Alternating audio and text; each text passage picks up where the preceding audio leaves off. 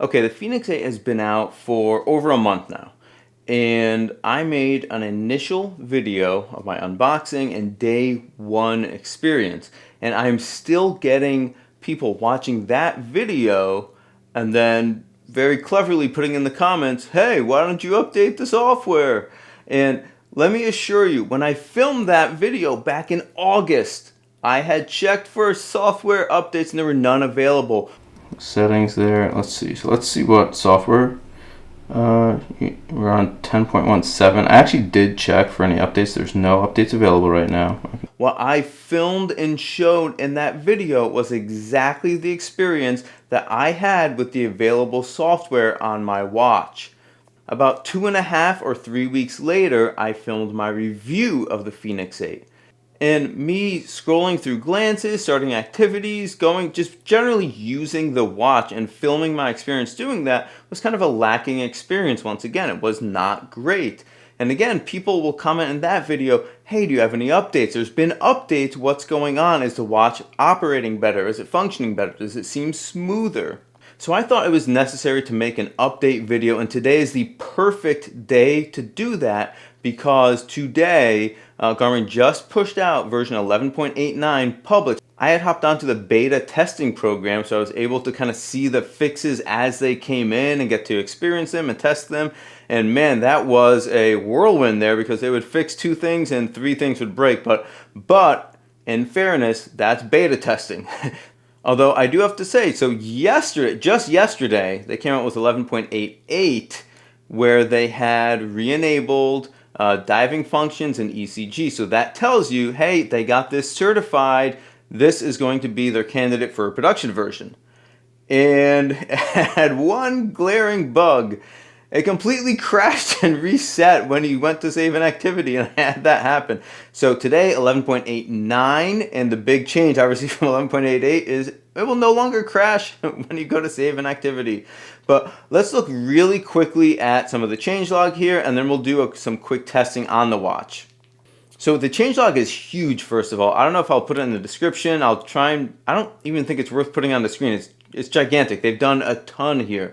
The last public version, I think it was 11.68 or something like that. And then they went up to 11.8 for the beta testing. It was like, I think it was 0.8, 8.1, 8.2, 8.3. They pushed out a lot of revisions. They have been working hard to improve this. I'll give them credit there.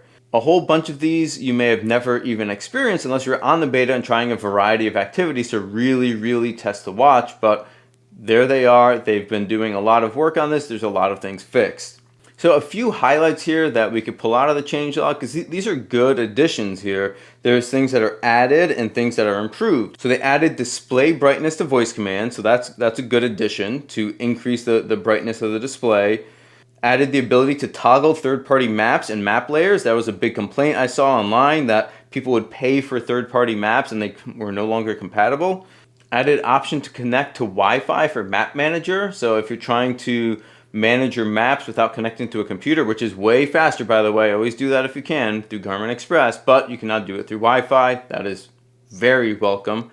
This is actually a big one here. Added support for water ejection feature. And I thought this was a complete joke when I saw online, but there's like a tone at a certain frequency that is played that helps eject water after a diving activity. Okay, so down at the bottom they have the things that they have improved upon. So improved power consumption on map page, that's definitely welcome. Improved processing time of large courses, that is much better. Improved saved app performance, that's fantastic. Improved visuals for disabled power controls. Improved waypoint draw speed on the map. And the draw speed and the map, well, I'll show it in a second. I think it's about the same. Maybe it's improved in some ways. Obviously, this is specific for waypoints, so I don't think that's generalized to the entire map to just scrolling and having it draw up better. One glaring omission from this changelog, and I am shocked that it's not listed here, but I'm pretty sure Garmin officially acknowledged this issue, was putting their dive watch in the water at close to freezing temperatures, crashed the watch, and ended the activity. That is a huge issue for someone relying on their watch for diving. So this watch, it got a certification which includes operating down into like freezing temperatures, and when it was actually put to the test, the watch would crash. So this was a huge red flag. I saw videos of this and immediately turned me off the watch. I couldn't believe that they would put something out into the market with this great new feature, but it actually crashed in certain circumstances when using that new feature, and in a way that could be very unsafe for the person using it. So Garmin did officially acknowledge this, and they said it was a software issue. It is not an issue with the actual hardware, it's a software issue. So I went ahead and put that to the test.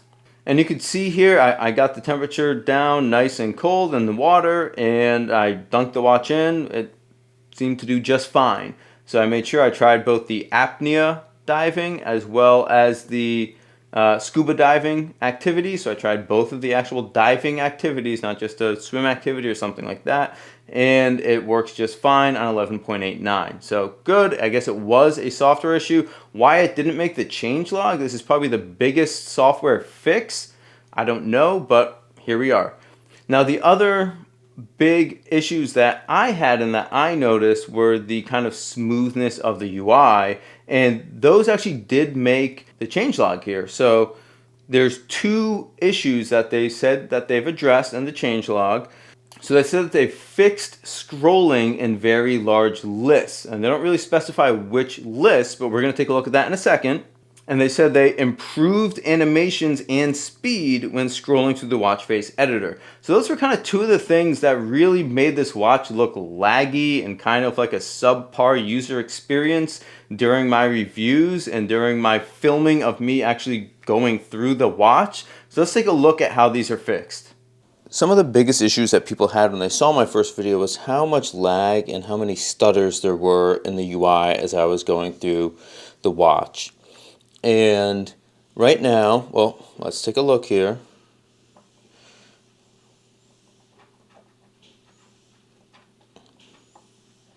I think I've done that a few times. We are on 11.89. So it is Friday, October 11th. The public release of 11.89 is out now. And that means we're not running beta software now, right? This is production software. This is pushed out to everyone with the Fenix 8. Looking at the website right now, Enduro 3 and Fenix E and Fenix 8 all have 11.89 pushed out as of today. I believe maybe yesterday afternoon or evening on the eastern US. So they actually have in the changelog fix scrolling in very large lists, as well as improve animation and speed when scrolling through watch face editor. And these were kind of two of the biggest issues when it came to having this UI kind of look like it's constantly stuttering, it's constantly lagging. So let's take a look at how this looks. This is 11.89. Let's take a look. So here's what I've noticed, right? If we go into our, let's say, our activities, right? You can most definitely scroll through lists quickly. That looks pretty fluid, right? If you go into settings, we can scroll pretty quick. Now, let's go to our widgets. Oops.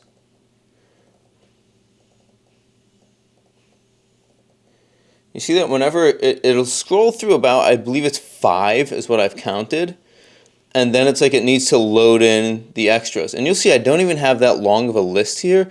I try to improve this by making folders, right? So to get all of these so they're not all sitting in the one long widget list, I'd make folders. So I have a health folder here as well.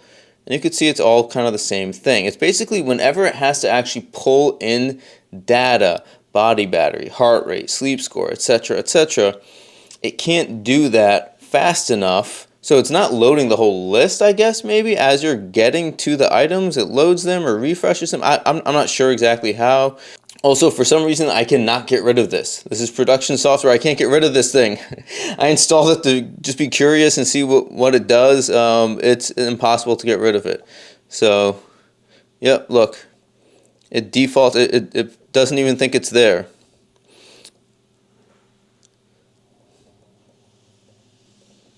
Do you see it? Nope. It's a ghost widget. It's not there, but it's there. And I could even use it.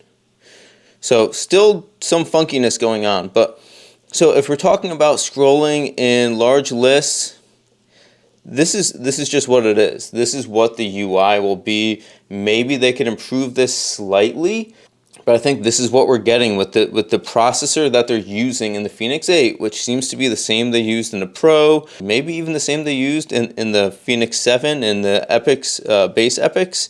But that's just what we're getting when it comes to how smooth the UI is going to look. If you want to scroll through widgets quickly, you want to just have this smooth feeling, it's just not there. If that's important to you, then I don't know what to tell you, but you're not getting it from this watch, right? Anything that's loading data, it just can't handle a fast scroll, which, I mean, back when there was no touchscreen, yeah, sure, you're doing this.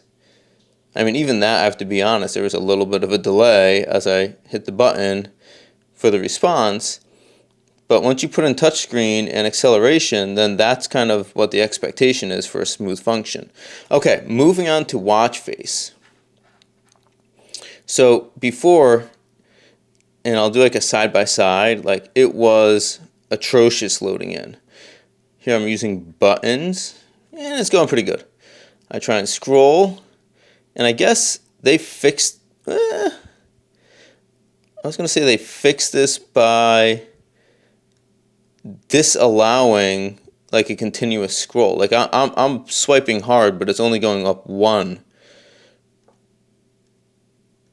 So I guess that was kind of their way to fix that. So they can't load in 3 or 4 watch faces on one swipe, so they made it so each swipe does one, no matter how much or how little you're swiping. So that was their fix there. But it did fix it, I guess, so that they're working within the power of the processor they currently have, and that was their solution. So, hey, it's smoother. Well, guys, there it is. I think we see now what we're getting with the Fenix 8 here. They've put a lot of work into these software revisions.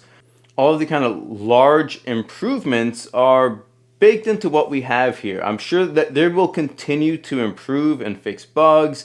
Maybe they'll be able to eke out a little more efficiency in the UI, but I think what you see is kind of what you get at this point. You are not going to be getting that super smooth smartwatch type experience that you might expect on coming from an Apple Watch or an Android watch. You have a very, very capable multi-sport watch that has some smartwatch features, and I think probably the age of the processor is showing here. They slapped on a really fancy new coat of paint. The UI it's neat. It is improved. It's modernized, it's improved, it's more graphically pleasing. It's very nice looking, but I don't think the hardware keeps up with the software at this point. And I think that's just kind of what you're getting. And let me specify, I mean this in navigating around the UI in certain instances. It's most apparent when you're going through glances. If you're starting an activity and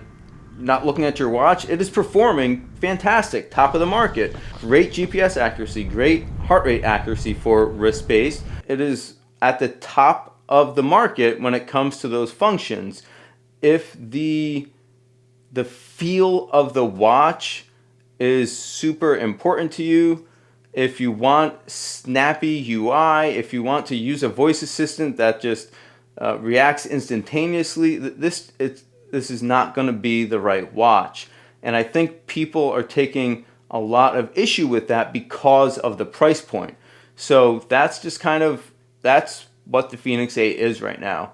If you're comfortable with that, then hey, it's probably a great watch for you. It will serve you for years to come. It is built rugged. The Elevate sensor is still top of the class. So in all those ways, it's a superb watch. But that last little bit of user experience is just lacking. So if that bothers you, then it is what it is. If you're okay with that, then you've got yourself a great watch. So that's it. I thought it was worth making an update video, having the new production version of 11.89 just come out today. It just seemed like the perfect time that we're actually dealing with production software. I didn't want to be judgmental on a beta version because that's just not really fair. That's not what the beta is supposed to represent. But this is the production model that they're pushing out to everyone. They're saying this is what the Fenix 8 experience should be like at this point in time. So there you go. I hope you got something out of this. I hope you enjoyed the video. If you're happy with your Fenix 8, let me know in the comments. If you've sent it back and say, what the heck is this? Why did I spend so much money on this? Let me know too. Love to hash it out. You know, I got to be honest, I'm kind of 50-50 in between those. So I guess we'll see. Thanks so much for hanging around to the end. I'm Dave. This is Dave Does Fitness. Have an awesome day and stay fit.